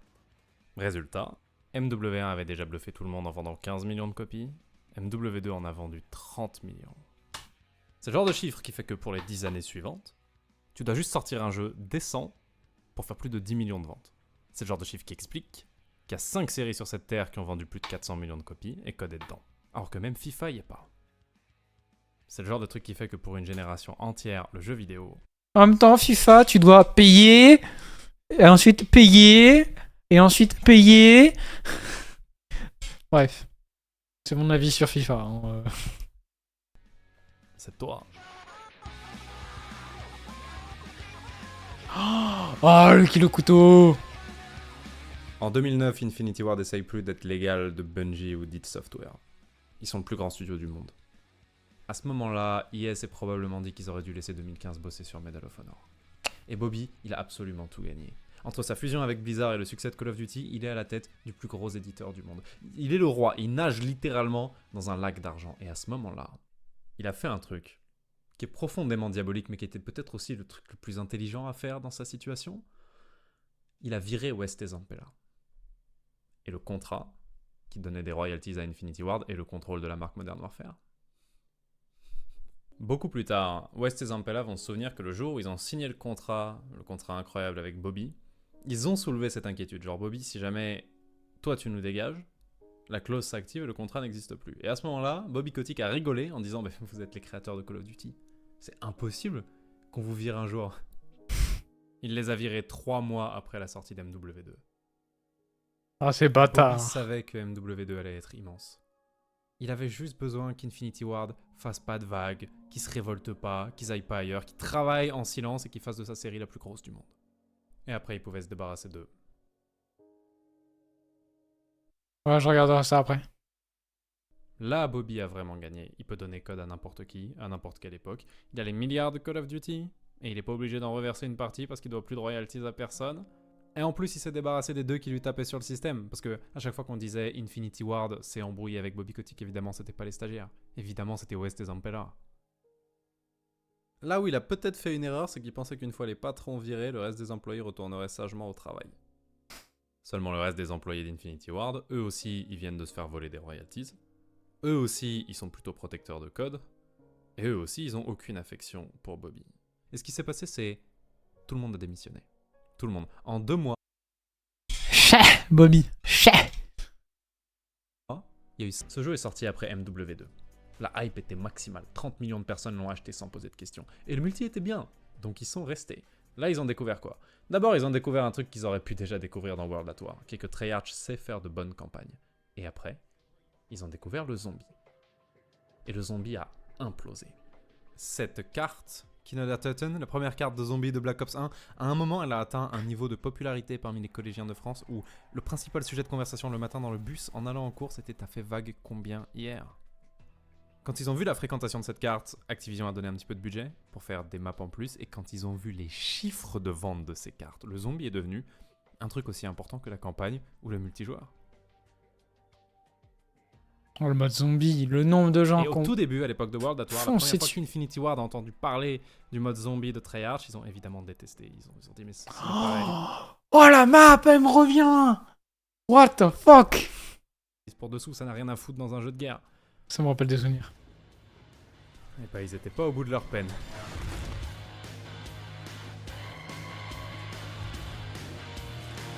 Parce que Code a fait 1 milliard de trucs que cette série aurait jamais dû faire grâce aux zombies. Genre, il y a un mecha et un dragon qui se battent au milieu de Stalingrad dans Gorod Krovi. Dans Shadows of Evil, il y a des démons et des dieux très anciens, et c'est un niveau qui est absolument hors du commun. Et le trailer pour Mob of the Dead est un chef-d'œuvre. C'est un des plus beaux trailers que j'ai vu, toujours confondu. Et pour une fois, Treyarch sent bien l'époque, parce que maintenant les youtubeurs qui trouvent les secrets des maps font des millions de vues, et maintenant les secrets durent 8 heures, faut s'y prendre à 12, ils appellent ça des easter eggs, ça n'a plus rien à voir avec un easter egg. Et donc, une poignée d'années seulement après le phénomène Call of Duty Multijoueur d'Infinity Ward, Treyarch réussit à créer un deuxième mini-phénomène de société avec le mode zombie. C'est très bien, mais Treyarch, ils sont pas performants sur le long terme. Ils font un truc cool avec Black Ops, puis Black Ops 2, mais ils sont pas Infinity Ward, tu peux pas les laisser tranquilles pendant 10 ans, et ils vont à chaque fois dépasser les limites établies par l'épisode précédent. C'est pas eux. Et donc très vite, Bobby, il a besoin de faire MW3. Évidemment, il a suffisamment de moyens pour renflouer Infinity Ward. Évidemment, il peut même ramener des nouveaux studios comme Sledgehammer pour abattre le travail sur MW3. Donc MW3 sort. Seulement au moment où il sort, la foule est plus en mode « Oh mon dieu, Infinity Ward s'est encore dépassé ». Ils sont en mode « Bah c'est exactement MW2 ». Déjà, il n'est pas exactement poli au même niveau, et ensuite, il n'y a rien de nouveau. Et c'est à cette époque qu'apparaît la phrase « Bah ouais, mais en fait, Call of Duty, c'est la même chose tous les ans ». Et plein de gens sont partis du principe que Activision faisait ça pour faire des économies, mais je ne pense pas. Je pense que c'est pas intentionnel. Je pense que même Bobby, il aurait préféré continuer à bluffer le monde entier à chaque nouvel épisode. Mais la vérité, c'est que les gens qui mettaient la barre un petit peu plus haut à chaque fois, ils étaient partis. Ouais. Et les gens qui les avaient remplacés, ils étaient juste assez bons pour copier la formule, et rien de plus. Non seulement les créateurs de Call of Duty, ils étaient plus là, mais ils viennent de porter plainte aussi. Contre Bobby Kotick et Activision. Sur les 50 personnes qui ont démissionné, il y en a une quarantaine qui se sont mis ensemble avec West et Zampella et qui ont porté plainte. Pourquoi ? Parce qu'ils ont dit « On sait bien que tu as viré West et Zampella pour faire annuler le contrat, donc tu nous as fait signer un contrat que tu n'as jamais eu l'intention d'honorer, et ça s'appelle de la fraude. Et la punition pour la fraude, c'est de t'obliger à honorer le contrat avec lequel tu as essayé de nous arnaquer. Ce qui veut dire que tu nous dois des milliards en royalties, et tu nous dois le contrôle de la marque Modern Warfare aussi. » À partir de là, c'est extrêmement simple. Si Activision est capable de prouver qu'ils avaient une bonne raison de virer West et Zampella, tout va bien pour eux. S'ils sont pas capables de prouver qu'ils avaient une bonne raison, c'est peut-être qu'ils ont été virés que pour faire jouer la clause du contrat qui dit que s'ils sont plus chez Activision, Infinity Ward perd tout. Et ça, c'est illégal. Ça, c'est fraude. Et ce procès va permettre au monde entier de découvrir ce qui s'est passé à l'intérieur d'Activision pendant les années qui ont mené à la sortie d'MW2. Et comment, alors que Call of Duty était sur le toit du monde, en interne, c'était juste tout le monde en train de trahir tout le monde. Ça a commencé par des mails entre Bobby Kotick et d'autres personnes haut placées chez Activision, dans lesquels ça dit « West et Zampella, ils sont ingérables, ils écoutent personne, ils ont trop d'ego, il faut qu'on se débarrasse d'eux. » Vous noterez que Bobby est pas suffisamment bête pour dire dans ses mails « Il faut les virer pour faire tomber le contrat ». Mais le truc c'est, ce premier mail, il date de quelques mois seulement après avoir signé l'incroyable contrat. Il a été envoyé très très tôt. Donc on est censé croire qu'il a promis des milliards à ces gens, et puis directement 2 mois après, il a soudain réalisé qu'en fait, ils sont ingérables. Et ces fameux mails vont devenir l'opération Icebreaker, qui est une initiative entre tous les gens importants chez Activision pour trouver une bonne raison pour virer West et Zampella. Opération Icebreaker quand même. Je sais que c'est des Américains et qu'ils vivent pas dans le même monde que nous, mais c'est des grands vice-présidents. Ils ont tous 50 ans, 4 gosses et des salaires à 7 chiffres. Ils ont créé une boucle de mail pour virer 2 bugs et ils l'ont appelée Opération Icebreaker. Et le moment le plus drôle de l'opération Icebreaker, elle a été racontée beaucoup plus tard lors du procès par un gars qui s'appelle Thomas Fenady, qui est informaticien chez Activision. Il travaille au service informatique et Et si Bobby est de retour, McVader, Bobby est de retour. Au jour, il y a le chef juridique d'Activision qui lui dit « Trouve-nous un moyen de lire les mails de West et Zampella. On a besoin de lire leur correspondance. » Il sait pas trop comment faire, donc au début il va voir Microsoft. Et il leur dit j'aurais besoin des mots de passe de leur compte Microsoft pour avoir accès à leur boîte mail. Et Microsoft fait oui, bien sûr frérot, évidemment, dès que tu reviendras avec un ordre signé par un juge. Donc il lâche l'affaire Microsoft et il contacte une entreprise privée spécialisée en cybersécurité en leur demandant s'ils peuvent hacker les boîtes mail de West et Zampella. Et l'entreprise dit frérot, ce que tu nous demandes est illégal, c'est vachement risqué, donc on va pas prendre le job. Il était tellement désespéré, le poteau Fenady, qu'à la fin il a même avoué avoir discuté avec le chef de la sécurité dans le bâtiment d'Infinity Ward pour lui demander s'il pouvait organiser un faux exercice incendie. Tout le monde descend dans la cour, ils oublient de verrouiller leur PC et lui il peut copier leur mail. Il n'a jamais avoué l'avoir fait. Il n'a jamais avoué publiquement devant le juge l'avoir vraiment fait. Il a dit on a parlé du plan, on a envisagé le truc, on l'a jamais fait. Est-ce que vous savez d'ailleurs pourquoi c'est le chef du service juridique qui a donné cet ordre à Fenady ? Pourquoi pas n'importe qui d'autre ? parce que le chef du service juridique est un avocat. Et Activision s'est dit, si un jour quelqu'un demande à Fenady de témoigner, on n'aura qu'à dire que cette conversation est protégée par le secret professionnel. Ce qui n'a pas marché, d'ailleurs. Pendant le vrai procès, le juge a dit, ben non, cette conversation n'est pas couverte par le secret professionnel. Et c'est comme ça qu'on a eu le témoignage extrêmement rigolo avec les alarmes incendie et Microsoft. Donc Fenady a jamais avoué avoir déclenché de fausses alarmes incendie, mais le fait est qu'il y avait régulièrement des exercices anti-incendie chez Infinity Ward. Et le fait est que Activision a mis la main à la fin sur les mails de West et Zampella, et ça on le sait à cause de ce qu'ils ont trouvé dedans. Ils ont trouvé que vers la fin du développement de MW2, West et Zampella avaient pris un jet privé affrété par EA pour rencontrer les boss de chez EA et discuter de la création d'un nouveau studio. Et Activision découvre qu'ils sont sur le point de se faire trahir en cherchant n'importe quoi qui leur permettrait de trahir West et Zampella. Donc tout le monde est en train de trahir tout. Agent 007, bonjour. Non mec, Bobby il a détruit la réputation de Blizzard. Oui. Ouais, on l'a déjà vu dans un autre IAC, Bobby. Tout le monde. Et donc le premier argument d'Activision pour le juge, c'est « Regardez, ils étaient sur le point d'emmener tous nos secrets chez la concurrence, donc évidemment c'était normal de les virer. » Et le juge dit « Bah non, ils ont le droit de chercher un emploi même s'ils ont déjà un emploi. Ils ont le droit de parler à EA et de vouloir changer de job même s'ils bossent déjà pour toi. Tu peux pas prouver qu'ils allaient partir avec des secrets. Donc ça suffit pas. » Alors Activision passe à la deuxième méthode, qui est convaincre que West et Zampella étaient bel et bien incontrôlables. Et ils se mettent à énumérer tous les trucs immatures que ces deux-là ont fait pour se plaindre de la façon dont Activision traitait Code. Déjà, il devait y avoir un logo Activision qui tournoyait sur l'écran d'accueil de MW2 et il y est pas parce qu'à la dernière seconde, Jason West l'a fait enlever. Pour quelle raison ? Et exclusivement pour embêter Bobby Kotick. Ils ont attendu que Treyarch sorte un trailer pour faire la pub d'un DLC pour World at War et ils ont sorti un trailer pour MW2 pile ce jour-là, juste pour que Treyarch fasse 0 vue. Aussi, si vous allez sur la page YouTube d'Infinity Ward et que vous regardez les vidéos qu'ils ont postées au moment de la sortie du jeu, aucun des trailers de Modern Warfare 2 ne mentionne le mot Call of Duty. Ni dans le titre, ni à aucun moment dans la vidéo. Si on en croit cette vidéo, ce jeu s'appelle Modern Warfare 2. Pourquoi ? Parce que Infinity Ward était parti dans un délire de vous donner Call of Duty à n'importe qui, donc on veut être connu pour une autre licence, on veut séparer Modern Warfare de Call of Duty. Et chaque semaine, Activision envoyait un mail en disant les gars, vous devez vraiment appeler le nouveau jeu Call of Duty, et chaque semaine, ils postaient une nouvelle vidéo qui s'appelait Modern Warfare 2, et ça faisait péter un plomb à Activision. Malheureusement, on n'aura jamais la joie d'entendre un juge dire qu'il avait raison, parce qu'une fois encore, ils sont pas allés jusqu'au bout du procès. Un beau jour, tout le monde a débarqué en disant « Vous savez quoi, on a trouvé un terrain d'entente. » Et vous saurez jamais c'est quoi ce terrain d'entente, évidemment. Ils ont tous signé des clauses de confidentialité. Maintenant, il ne peut s'être passé vraiment qu'une seule chose. Il ne peut s'être passé qu'une seule chose. Bobby a payé des millions et des millions à ses ex-employés pour qu'ils lâchent l'affaire une bonne fois pour toutes avec Call of Duty. Et les ex, Il a dû Infinity payer Ward cher, auraient peut-être eu des milliards plutôt que des millions s'ils étaient allés au bout du procès. Mais ils pouvaient pas se permettre de rester 10 ans en procès avec les 60 000 avocats de Bobby. Pourquoi ? Parce qu'ils avaient une nouvelle mission, ils avaient un nouvel objectif. Ils s'étaient rassemblés à nouveau autour de West et Zampella, bien sûr, dans le nouveau studio qui s'appelle Respawn, et ils voulaient faire ce qu'ils avaient déjà réussi à faire une fois, c'est-à-dire créer une nouvelle série tellement stylée qu'elle fera oublier Call of Duty, de la même façon qu'ils ont déjà fait oublier Medal of Honor. Écoutez, j'estime que du point de vue de la qualité du jeu, ils ont tenu parole.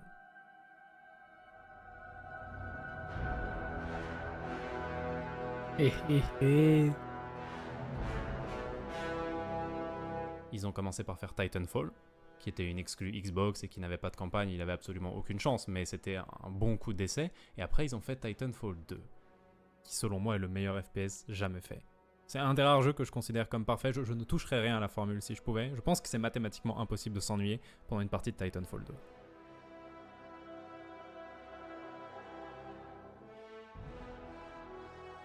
L'idée derrière Titanfall est extrêmement simple. C'est Call of Duty, c'était deux choses, courir et tirer. Maintenant qu'on a passé 10 ans à perfectionner tirer, perfectionnons courir.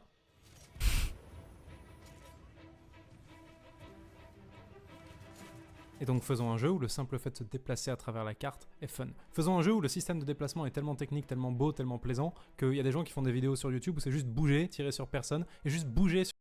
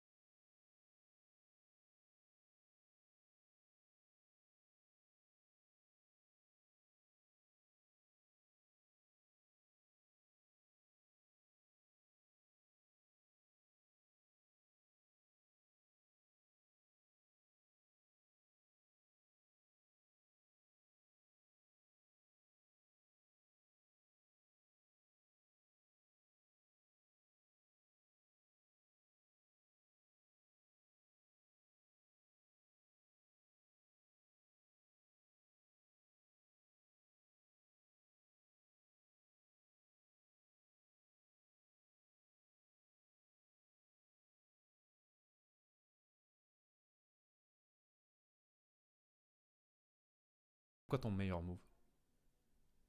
Tu prends ta franchise qui est 100 fois plus connue, tu fais des grappins et des jetpacks. Call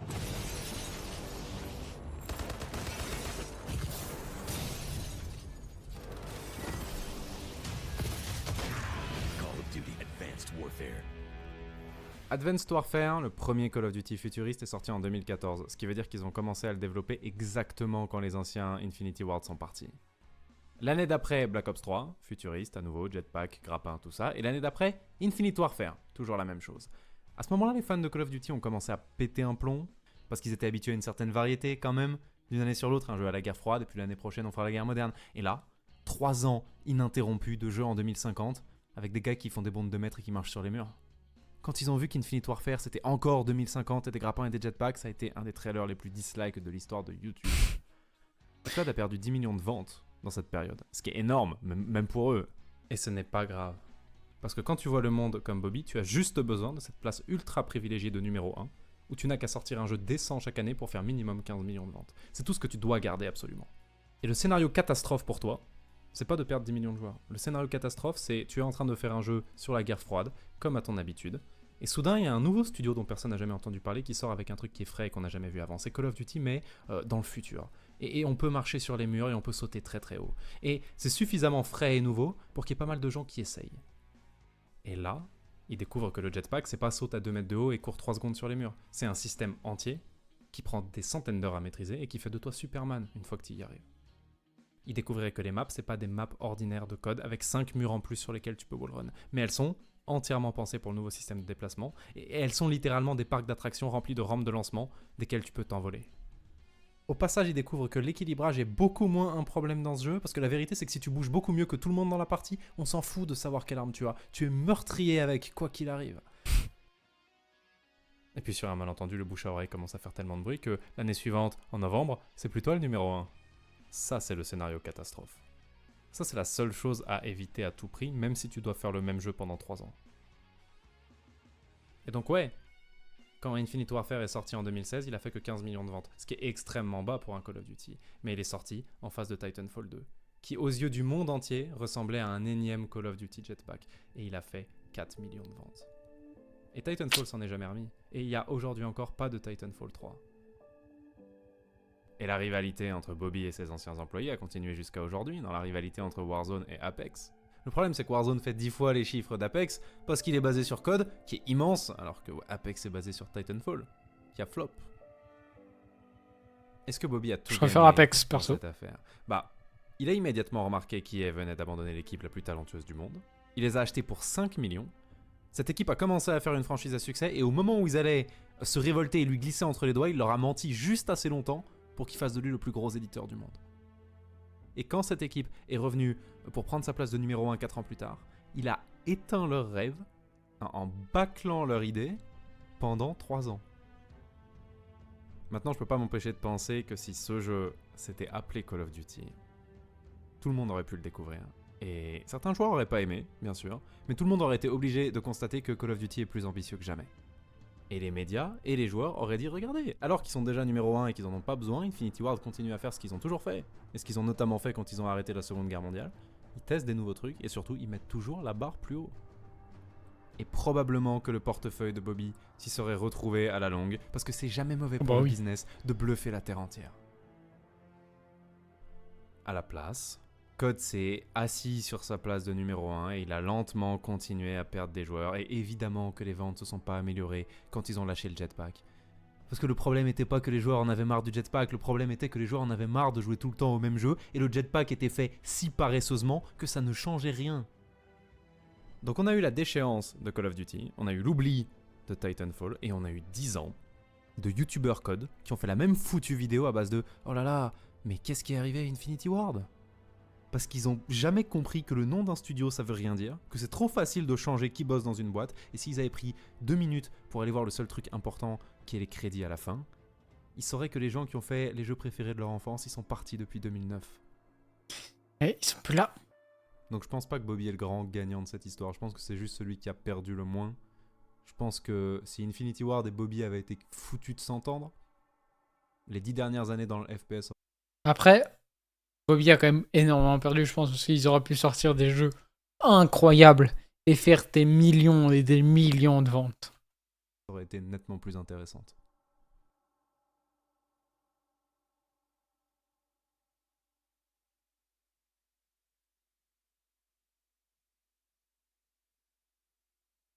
Voilà, j'espère que ça vous a plu. Un immense merci à tous ceux qui ont déjà rejoint le Patreon, à tous ceux qui partagent, qui regardent. C'est beaucoup de travail, mais vous avez toujours été Bah là, très ouais. bons avec moi, donc j'ai beaucoup de chance. Et un très grand merci à Top Achat aussi, qui finance une partie de ces vidéos et Oh. qui accepte de le faire de façon non conventionnelle sans interrompre l'histoire, ce qui n'est pas commun chez les sponsors. Donc voilà, je vous ai mis un lien à eux dans la description. Si c'est dans vos moyens, prenez-leur Ok. un truc, parce qu'ils m'aident vraiment bien. Et ouais, à la prochaine. Ouais, là, il y a tous les noms des gens qu'on donnait sur Patreon. Ah, c'était pas mal. En vrai. J'ai bien aimé. Je laisse ça en arrière-plan. J'ai bien aimé ça, bien expliqué, etc. Comment ça s'est passé, comment Bobby a viré des gens... déjà, à toutes... Je vais dire à toutes les solutions, non, je sais pas dans quel monde il a réussi à les payer. Oh, ça passe, tranquille. Je pense qu'ils voulaient juste pas que le procès dure des années, parce que forcément les procès ça peut durer longtemps. Il y en a qui peuvent durer des fois une dizaine d'années. Bon, pas trop envie quoi. Et pas trop les moyens. Alors que Bobby, lui, il a les moyens. Mais ouais, parce que je pense qu'ils auraient gagné au final. Après, avec les petits pics qu'ils ont lancés dans les jeux, je sais pas qu'est-ce que ça valait exactement. Mais bon. Ce qui est fait est fait. Dans tous les cas, c'est trop tard. Hey. Bref. Il est actuellement 21h40. Et je vais vous laisser là. Juste avant. Ce qu'on va faire, c'est que je vais aller sur le Discord. En planning. Et je veux pas envoyer le message. Juste, je vais vous montrer. Tu te tais, toi. On va mettre de la musique. Pourquoi c'est pas en aléatoire, la musique? Lecture aléatoire. Voilà. Attendez, avant de vous montrer Discord, faut que je le mette sur le bon ordi, sinon ça va vous faire un truc format téléphone. Enfin non, non, même pas, parce que sur le stream, ça va faire... Ça va l'étirer en dégueulasse.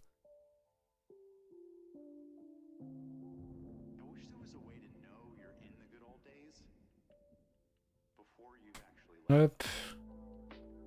Attendez, juste avant, faut que je cache un truc. Voilà. On le voit quand même. Pas grave. Vous ferez pas attention. Alors. Du coup. Pour le planning de stream. Lundi, pas de stream. Voilà, comme d'habitude, j'ai envie de vous dire. Voilà. Mardi. For the King 2. Hop, voilà. Mercredi, pas de stream. Jeudi. Qu'est-ce que... Ah, jeudi, c'est Lord of the Fallen. Vendredi, 2 games du haché, entre parenthèses, au moins un AOT V4.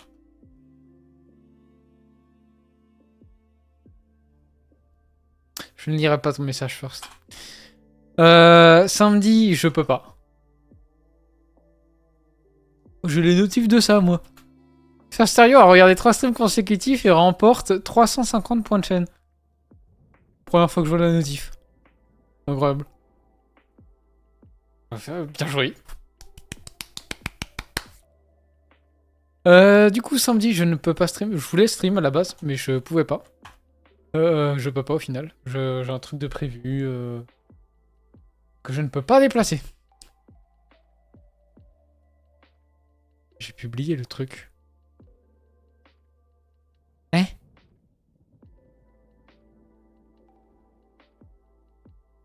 Tu parles du truc que t'as envoyé dans Blabami? Je sais pas, je regarderai après. Et du coup, dimanche... React. Et du coup, le React, c'est ça. Du coup, on va React à cette vidéo. Du coup, c'est des vidéos plus courtes. 20 minutes, la combo. Plus 10 minutes, du coup, on a 30 minutes. Ouais, plus courte quand même, 1h20. Ouais, ok. Ouais, en fait, on va faire à peu près autant de React qu'aujourd'hui. Ça va durer plus longtemps parce que du coup, je vais sûrement plus parler entre, etc. On verra, au pire des cas, ce sera dimanche prochain. On a le temps. Dimanche React. Et voilà. Du coup, je sais que toute la semaine, je commence à 6h30. Le taf. Du coup, il y a des trucs qui vont se rajouter, je pense, en après-midi. Faut que je voie exactement qu'est-ce que je peux faire, quel jour, etc. Parce que j'ai des trucs de prévu, des trucs à faire durant la semaine que je dois rendre sous une deadline. Et du coup, faut que je les finisse à temps. Mais du coup, faut que je les place au bon moment à les streams. Parce qu'il y a un autre truc que je veux rajouter. Et on verra, du coup, je les mettrai, je pense, l'après-midi. Genre, par exemple, samedi après-midi, je pense. Samedi après-midi, oui. Samedi après-midi, oui. Ah, mais non, mais... samedi... XXX. C'est très bizarre de marquer ça. Truc dans... Amis. Voilà. Parenthèse... Après, faut pas que je finisse en retard. 15h, 18h. Ouais, mais... Ah, je sais pas l'heure, en fait. Parce que, en fait, je sais pas... le soir, j'ai un truc de prévu le samedi, mais je sais pas quelle heure. Au pire, je verrai. Mais il y aura un autre truc qui va se placer peut-être plusieurs fois dans la semaine, etc. Donc, je verrai. Le plus de 350, c'est comme quand tu annonces un sub, tu peux choisir de le mettre ou pas. Ah ouais? Ok, je savais pas. Je suis à deux autres de commencer ce que tu as envoyé dans l'ami ce soir. Il y a quelqu'un qui sonne chez moi, je reviens.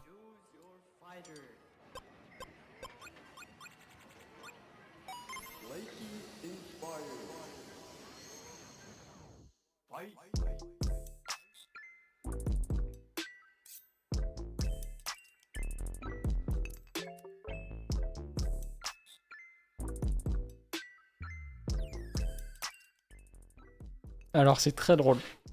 Pour vous expliquer, j'ai un interphone et il y a une caméra. Du coup, je vois ce qui se passe en bas quand quelqu'un sonne. C'est quelqu'un qui est totalement arraché. Elle est totalement bourrée. Elle sonne chez moi, je sais pas qui c'est. Je trouve ça très très drôle. Du coup, j'ai coupé la sonnerie de l'interphone et je vais dormir. Dans tous les cas, j'attends aucun colis, donc j'en ai rien à faire. Et j'attends personne non plus. Attends, par contre, je viens de voir... Il y a une barre noire en dessous, dégueulasse, là. Faut me dire quand il y a ça. Je le vois pas directement, moi.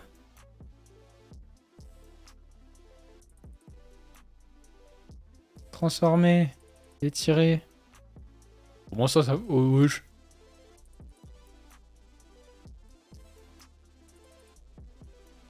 Elle est toujours à bas nord, hein. La barre noire. Ah, viens, open the door! Non. Bref, j'arrive pas à enlever la barre noire. Oh, du coup, ça va être ça. Le planning avec des trucs rajoutés dans la semaine. Il y aura ça dessus. Voilà. Enfin, dessus. AOT, c'est... Vu que le serveur est... je crois alpha ou bêta. Et chez World, je sais plus. Un truc du genre. Je sais rien du tout. Du coup, je sais pas. Je sais pas vraiment. À tout moment, il ferme parce qu'il y a un gros bug ou... Je sais pas. Normalement, c'est bon. D'après aucune info, c'est bon. Non, en vrai, il y a pas mal de patch notes sur le serveur, etc. Donc je pense... Je commence à faire toi, tu préfères on start tous ensemble. Bah, pas forcément qu'on start tous ensemble, mais je sais qu'à partir du moment où tu vas commencer à start first, tu vas poncer le jeu. Donc j'ai surtout ta position actuelle, je sais pas si t'as retrouvé un truc. Mais si t'es toujours dans la même position, tu vas trahir le jeu. Du coup, ouais, commencer ensemble, ça peut être pas mal. Et du coup, si tu veux, après le stream... Bah non, après le stream, je peux pas voc avec toi, je dois voc avec quelqu'un d'autre déjà. Mais si tu veux, demain, on peut voc et on voit ça ensemble.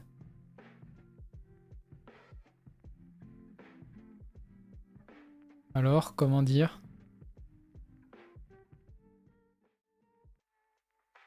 Comment dire? Vas-y si tu veux. On peut voir ça ensemble pour voir du coup quand moi je peux, quand toi tu peux, pour qu'on start ensemble. Par contre, après, genre, on start ensemble, imaginons je fais un live de 3, 4 heures. Alors on start l'aventure ensemble, etc. On crée notre équipage, parce que je sais qu'on peut. Je suis en train de trop en dire. On crée notre équipe. Là, pendant 2 semaines, 3 semaines, voire un peu plus, parce que c'est une collègue qui est en arrêt, etc. Bref. Du coup, je suis tous les jours à 6h30 et je finis à 14h normalement. Et il y a du retard, etc. Du coup, je peux finir à 14h30, 15h max. Mais je peux m'arranger pour que... Alors, dans tous les cas, je mettrai pas ça tous les jours. Et un jour sur deux, du coup, je finis forcément à l'heure là. Je me force de finir à l'heure là.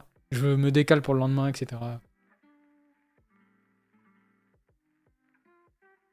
On va voir ça, t'inquiète.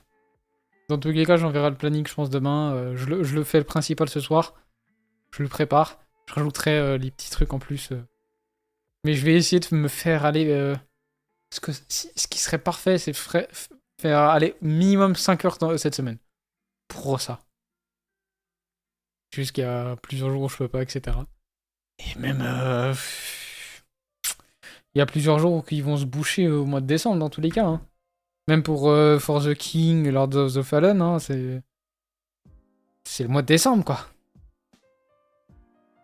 Putain, j'ai rien noté sur mon planning. Faut que je me note ce que ma mère m'a dit. Les trucs de famille, les trucs que je vais prévoir avec des potes. Et plein de petits trucs comme ça. Oh, j'espère. Parce que j'avais l'habitude de faire ça tous les ans. C'est une habitude de la con. C'est Lapin. Il faisait toujours un truc pour Noël, pour le LG UHC. J'espère que le LG UHC va être sorti sur UHC World. Pour... en décembre. Sinon, je trouverai un moyen d'en faire un, je m'en fous. J'en ferai un au mois de décembre. Bah, je sais comment faire. Je sais exactement comment en faire un au pire des cas, mais j'aimerais bien en faire un sur UHC World avec mes potes, etc. On verra. On verra. Bref. Trêve de mondanité. Alors, attends. Oui, bon, on voit ça demain. Je veux juste me co histoire de voir un peu à quoi ça ressemble. Je me suis pas co, j'en sais rien du tout parce que quand j'ai vu ce que c'était, il était déjà assez avancé, etc. Donc je sais pas comment ça commence. Je verrai demain, mais je vais pas réussir à dormir ce soir. Allez, j'ai lâché un pur plaisir. Faux. Ouais, mais non, ce soir je peux pas. Et demain, dans tous les cas, je vais commencer. J'ai noté, etc. Bah, first, pour le coup, ou. Tiens, je vais mettre un message dans staff. Si à un moment pendant le stream, vous le regardez, vous voyez un angle ou autre, n'hésitez pas à clip. De mon côté, je vais essayer de noter les time codes pendant le live pour reprendre ces moments et en faire des TikTok / clips. Voilà, j'aimerais reprendre ça. Voilà. Au moins j'ai pingé de l'équipe. Bref, nous on va se laisser là. On va se dire à mardi. Demain, demain c'est jour off. Faut que je prépare quelques trucs. Plusieurs trucs. Ouais. Bref. On va pas s'attarder là-dessus. On va se dire à mardi pour du For the King 2. Ciao.